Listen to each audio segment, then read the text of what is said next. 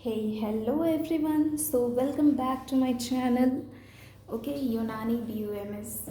So, today in this video, we are going to discuss about bedside and clinics. Okay, clinics and bedside and clinics.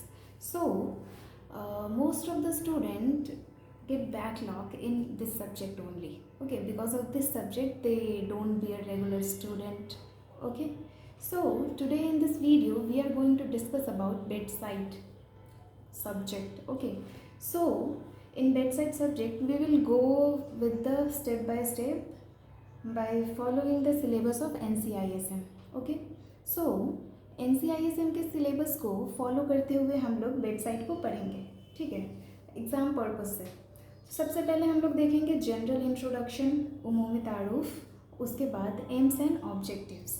ठीक है, तो bedside पढ़ने के लिए आप तो बेडसाइड के बुक्स भी ले सकते हैं. ठीक है, और उसके अलावा ये एक पीडीएफ है, ये पीडीएफ के थ्रू भी आप पढ़ सकते हैं. तो मैं इसी पीडीएफ से पढ़ाऊँगी. ठीक है, तो आप लोग अगर चाहे तो नोट्स भी बना सकते हैं. ठीक है, वीडियोस बनाते हुए मैं आप लोगों को इसके फ्लो चार्ट्स भी प्रोवाइड करूँगी, मगर पहले इसको समझना ज़रूरी है. ठीक है, तो सबसे पहले हम लोग क्या देखेंगे, जनरल इंट्रोडक्शन. सिलेबस में हमारा क्या है, देखिए फर्स्ट टॉपिक क्या है, जनरल इंट्रोडक्शन.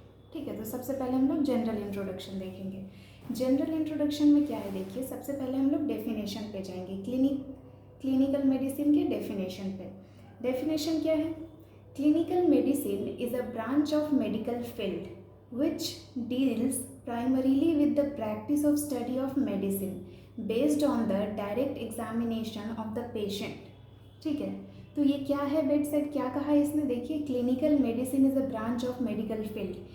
ये जो क्लिनिकल मेडिसिन है ये मेडिकल फील्ड का एक ब्रांच है. ठीक है, जो कि किससे डील करता है, primarily with the practice of study of medicine.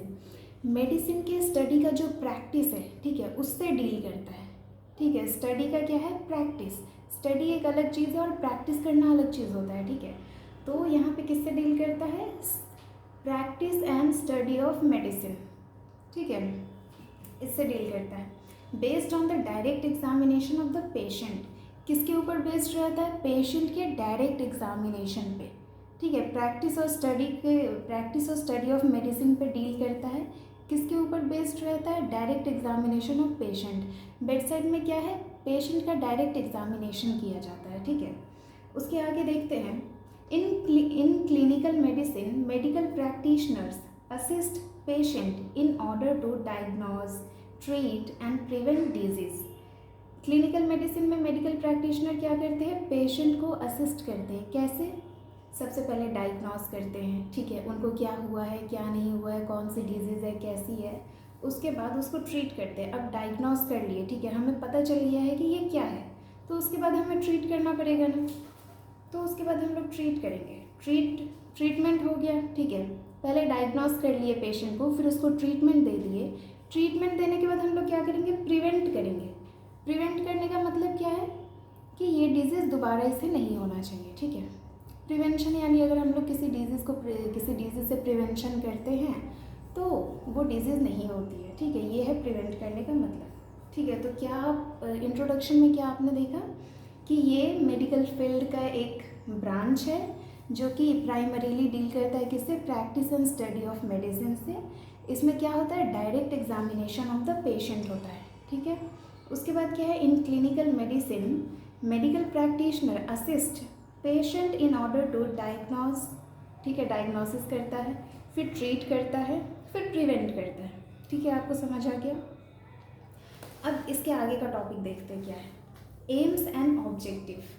तो आपके सिलेबस में क्या है, जनरल इंट्रोडक्शन हो गया. ठीक है, उसके बाद क्या है, एम्स एंड ऑब्जेक्टिव्स.